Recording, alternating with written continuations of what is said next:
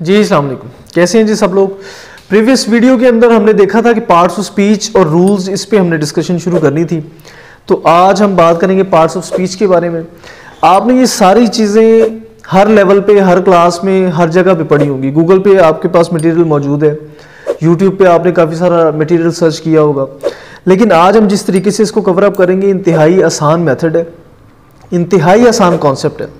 Parts of speech से मुराद हम क्या लेते हैं कि वो सारे अज्जा, वो सारी चीज़ें, वो सारे कंपोनेंट्स, वो सारी बिट्स जिनको हम अपनी लैंग्वेज को फॉर्म करने के लिए इस्तेमाल करते हैं। जैसे मैंने एक चाय की मिसाल दी थी जिसमें हमने चीनी, पत्ती, वो सारी चीज़ें इस्तेमाल की थी एक ख़ास मेथड के साथ।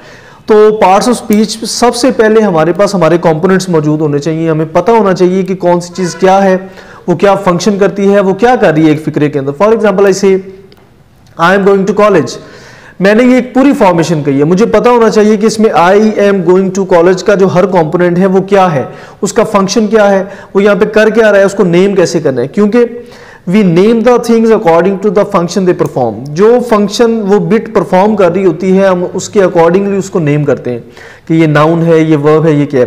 तो आज हम सबसे पहला पार्ट ऑफ स्पीच डिस्कस करेंगे, दैट इज नाउन। नाउन क्या होता है बेसिकली जी। तो सबसे पहले हम बात करते हैं नाउन के बारे में। नाउन के बारे में जो एक ट्रेडिशनल जो डेफिनेशन है, जो आपने पढ़ी हुई है, जो हम सब ने पढ़ी हुई है, that is the name of any person, place और thing, that is called noun. Yes, that is right. लेकिन हम इसको ज़रा और पर्सपेक्टिव से देखते हैं। हम ये कहते हैं, मैं ये बेसिकली कहता हूँ कि इस कायनात के अंदर जितने भी ऑब्जेक्ट्स हैं वो आपको नज़र आ रहे हैं या नहीं नज़र आ रहे, वो मौजूद हैं या मौजूद नहीं हैं, हर एक चीज़ के साथ एक लफ्ज़ एफिलिएट किया गया है जो उसको मुखातिब करने के लिए इस्तेमाल किया जाता है। तो वो जो लफ्ज़ है जो उस चीज़ के साथ जुड़ा हुआ है, दैट इज़ नाउन। वो कोई भी चीज़ हो सकती है। जैसे फॉर एग्जांपल मेरे पास एक ऑब्जेक्ट है, ये एक पेंसिल मैंने पकड़ी हुई है, लेकिन इस ऑब्जेक्ट को पुकारने के लिए, इस ऑब्जेक्ट को मुखातिब करने के लिए, इसको स्पेसिफाई करने के लिए, इसको पॉइंट आउट करने के लिए मैं एक लफ्ज़ इस्तेमाल करूँगा, दैट इज़ बॉल पेन और पेन या पेंसिल या कोई भी ऐसी चीज़ जो मुझे रिफ्लेक्ट करे कि ये वाकई ही मैं पेंसिल का जिक्र कर रहा हूँ। सो हर एक लफ्ज़ जो किसी ऑब्जेक्ट के साथ जुड़ा हुआ है, जो उसकी निशानी है, जो उसको मुखातब करने का एक सोर्स है, जो उसका पैटर्न है, वो उसका नाम है। वो कोई भी चीज़ हो सकती है, वो कायनात की कोई भी चीज़ है जो मौजूद है, चाहे मौजूद नहीं है। There are lot of things around me. जैसे यहाँ पे मेरे पास ये प्रिंटर पड़ा हुआ है, ये मेरे पास बॉल पेन है, ये सामने बुक पड़ी हुई है, ये टेबल मौजूद है, ऊपर फैन लगा हुआ है, सामने एसी मेरे पास मौजूद है, यहाँ पे एलईडी लगी। तो lot of things are there. ये जितनी सारी चीज़ें मैंने पुकारी हैं, ये उन चीज़ों के साथ जुड़ा हुआ लफ्ज़ है जिस लफ्ज़ से मुझे ये पता चलता है कि मैं उस चीज़ का जिक्र कर रहा हूँ। तो हर वो लफ्ज़ जो आप किसी चीज़ को नेम करने के लिए पुकारते हैं, उसको मुखातिब करने के लिए पुकारते हैं, दैट इज़ नाउन जी। अब हम बात करेंगे नाउन की क्लासिफिकेशन की, उसकी काइंड्स की। कुछ क्लासिफिकेशंस हैं जिसको नाउन के साथ जोड़ा गया है कि उसको हम कुछ कैटेगरीज के अंदर डिफाइन कर देते हैं कि अच्छा ये नाउन किस कैटेगरी के अंदर फॉल करता है, ये किस कैटेगरी के अंदर। उसके हमने कुछ पेयर्स बनाए हुए हैं, वो मैं आपको आसान अल्फाज में डिफ़ाइन करता हूँ। अगेन आई एम सेइंग कि जितनी भी बातें हम आपस में कर रहे हैं, आपने सिर्फ इनको सुनना है और समझना है। किसी थ्योरी को पढ़ने की ज़रूरत नहीं है। मैं ये नहीं कह रहा कि आपने कहीं से कुछ याद करना है या आपने कुछ लिख के लेके आना है, नथिंग। आपने सिर्फ मेरी बातों को सुनना है और समझने की कोशिश करनी है कि हम क्या डिस्कस कर रहे हैं। अब नाउन क्या है? नाम है। सिंपल सी बात है कि किसी भी ऑब्जेक्ट का नाम है, किसी भी चीज़ का नाम है। अब उसके आगे उसकी क्लासिफिकेशंस क्या है, उसको हम पेयर्स के अंदर डिफाइन करते हैं। जैसे हमारे पास है प्रॉपर एंड कॉमन। तो जी, तो जो पहला पेयर है that is proper and common. Proper noun क्या है और कॉमन नाउन क्या है? बेसिकली जो ओरिजिन नेम है ना जी, इंतहाई आसान कॉन्सेप्ट है, गौर से सुनिएगा। जो ओरिजिन नेम है, जो बेस नेम है, जो बुनियादी नाम है, वो कॉमन होता है। फॉर एग्जांपल ऐसे किताब, ठीक है। अब किताब को किताब कहने के लिए मेरे पास जो सबसे बेस नेम है वो किताब ही है, इससे नीचे मेरे पास कोई और नाम नहीं है। इसी तरह कलम, कलम को कलम कहने के लिए मेरे पास जो बेस नेम है, जो बुनियादी नाम है, वो कलम है। लड़का, लड़के को लड़का कहने के लिए आपके पास जो बुनियादी जो बेस नेम है, जो ओरिजिन नेम है, दैट इज़ बॉय या लड़का। ये वो नाम है जो आप बुनियादी तौर पे इस्तेमाल करते हैं। तो जितने भी बेस नेम होते हैं वो सारे कॉमन होते हैं। इंतहाई सिंपल सी बात है, जितने जो बेसिक नेम है, जो बेस नेम है, वो सारे आपके पास कॉमन है। हाँ, इससे ऊपर आप अगर कोई नाम लिख लेते हैं या रख लेते हैं या कह लेते हैं, वो फिर प्रॉपर हो जाते हैं। फॉर एग्जाम्पल ऐसे इंग्लिश बुक, अब किताब के ऊपर मैंने उसको एक प्रोमिनेंसी दे दी इंग्लिश कह के, तो जब आप इंग्लिश की किताब कहेंगे तो वो फिर आपका प्रॉपर हो जाएगा। आप कहते हैं जी सिटी, शहर, ये बड़ा एक बेस नेम है, लेकिन जब आप कह देंगे कि हवेली लखा शहर तो फिर ये प्रॉपर हो जाएगा। लाहौर शहर वो एक प्रॉपर हो जाएगा।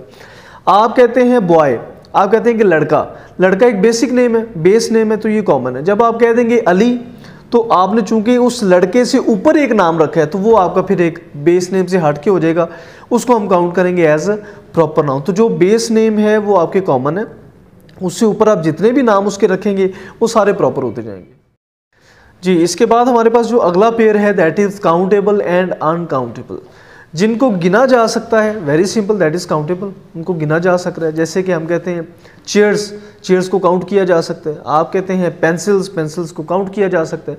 जिनको गिना ना जा सके, जिनको वे किया जा सके, जिनको मैयर किया जा सके, मापा जा सके, तोला जा सके, गिना ना जा सके, तो वो अनकाउंटेबल होंगे। सिंपल, जैसे उसके नाम से ही मेंशन हो रहा है कि काउंटेबल कौन से हैं और अनकाउंटेबल कौन से हैं। तो काउंटेबल की मिसाल मैंने क्या दी, जैसे आप पेंसिल्स कह लें, गाड़ियाँ खड़ी हुई हैं गिनी जा सकती हैं, ठीक है, आपके पास कुर्सियाँ पड़ी हुई हैं गिनी जा सकती हैं। लेकिन लकड़ी को गिना नहीं जा सकता, उसको या तो मापा जा सकता है या उसको वे किया जा सकता है। आप कहते हैं दूध को काउंट नहीं किया जा सकता, उसको आप वे कर सकते हैं, ठीक है। तो जितनी चीज़ें जो गिनी जा सकती हैं वो काउंटेबल नाउन्स होंगे। जिनको आप गिन नहीं सकते, सिंपल सी बात है, आपकी कॉग्निशन आपको बता दे कि इसको मैं गिन नहीं सकता, तो जो गिनी ना जा सके वो सिंपली अनकाउंटेबल है। जिसके बाद जो कॉन्सेप्ट है वो है एब्स्ट्रैक्ट एंड कॉन्क्रीट का। Very basic and important concept कि एब्स्ट्रैक्ट नाउन कौन से होते हैं और कॉन्क्रीट कौन से हैं। आपने अक्सर ये मिस्त्रियों की ज़ुबान में सुना होगा कि ये कंक्रीट की दीवार है या कंक्रीट की छत है। तो कॉन्क्रीट का वैसे तो मतलब है पुख्ता, पक्का। तो हम इसको इंग्लिश लैंग्वेज में ऐसे लेते हैं कि जितनी भी चीज़ें आपको नज़र आ रही हैं, जितने ऑब्जेक्ट्स आप देख पा रहे हैं, जिनको उठा पा रहे हैं, छू पा रहे हैं, ऑब्वियसली उनका कोई वज़न है, उनका कोई हुजम है, उनकी शक्ल है, उनकी साख्त है। तो जितने ऑब्जेक्ट्स जो आप देख पा रहे हैं उनकी ख़ास मखसूस जो एक शक्ल है, उसकी वजह से वो कॉन्क्रीट नाउन है। अगर उनका कोई वज़न है, कोई शक्ल है, कोई हुजम है, उसी वजह से हम उनको देख पा रहे हैं। तो जितने ऑब्जेक्ट्स आपको नज़र आते हैं वो सारे आपके कॉन्क्रीट नाउन्स होते हैं। फॉर एग्ज़ाम्पल, ये जितनी चीज़ें मुझे नज़र आ रही हैं, ये मोबाइल मुझे नज़र आ रहे हैं सामने, ये मेरे पास बुक पड़ी हुई है, ये फ़ैन लगा हुआ है, ये विंडो लगी हुई है, ये जितने ऑब्जेक्ट्स मुझे नज़र आ रहे हैं ये सारे कॉन्क्रीट हैं। अब कॉन्क्रीट के अलावा कुछ ऐसे नाउन्स होते हैं जिनको आप नेम तो करते हैं लेकिन उनका कोई ख़ास उनकी कोई फिज़िकल प्रॉपर्टी नहीं होती। फॉर एग्ज़ाम्पल, मैं कहता हूँ कि मुझे नींद आ रही है, नींद। अब मैं ये नहीं कह सकता कि ये नींद पड़ी हुई है, ठीक है, उसको मैं महसूस कर सकता हूँ, उसको मैं एक्सप्लेन कर सकता हूँ, उसको मैं बता सकता हूँ, लेकिन उसकी कोई फिज़िकल प्रॉपर्टी नहीं है जिसको मैं दिखा सकूँ कि ये नींद है। इसी तरह खुशी का इजहार किया जा सकता है, बट खुशी doesn't have the physical property कि आप कहें जी ये खुशी है। तो कुछ ऐसे एहसासात होते हैं, कुछ ऐसी फीलिंग्स होती हैं जिनको आप नेम करते हैं लेकिन उनकी कोई जिस्मानी साख्त नहीं होती जिसको आप देख सकें। तो जिनको आप देख सकें वो कॉन्क्रीट है, जिनको आप देख ना सकें लेकिन उसको आप एक्सप्रेस कर सकें, उसको आप बता सकें, वो सारे आपके एब्स्ट्रैक्ट होते हैं।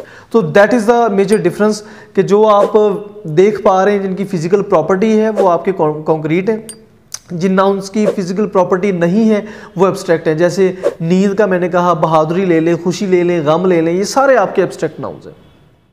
जी, इसके बाद हम बात करेंगे मटीरियल नाउन की। मटीरियल नाउन से मुराद हम लेते हैं हर वो नाउन जिसको आगे मॉडिफाई किया जा सके।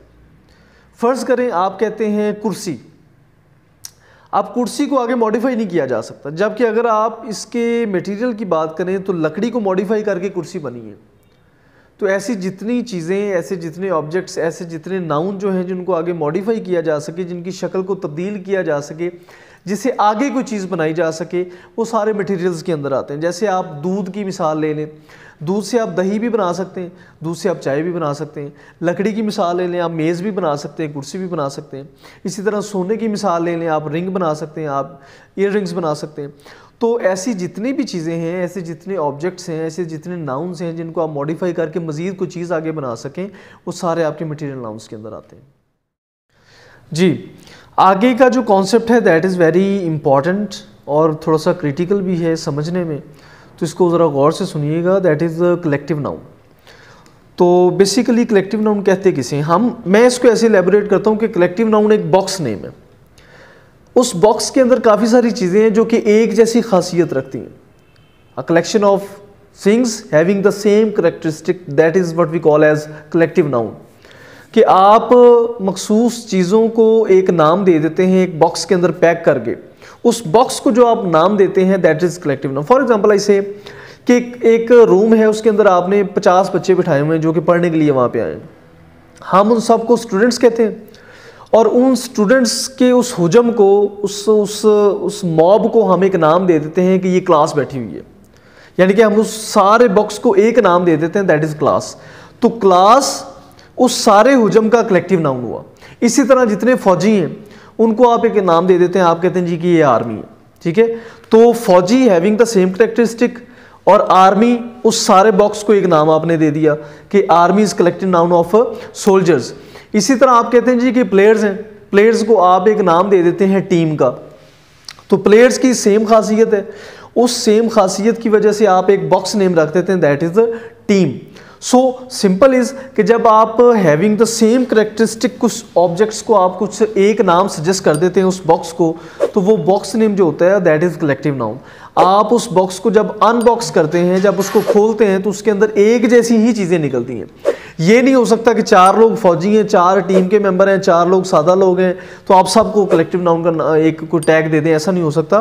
कलेक्टिव नाउन के अंदर सारी चीज़ों की एक ही खासियत होनी चाहिए, उन सारे ऑब्जेक्ट्स को आप एक नाम दे सकते हैं, that is what we call as collective noun.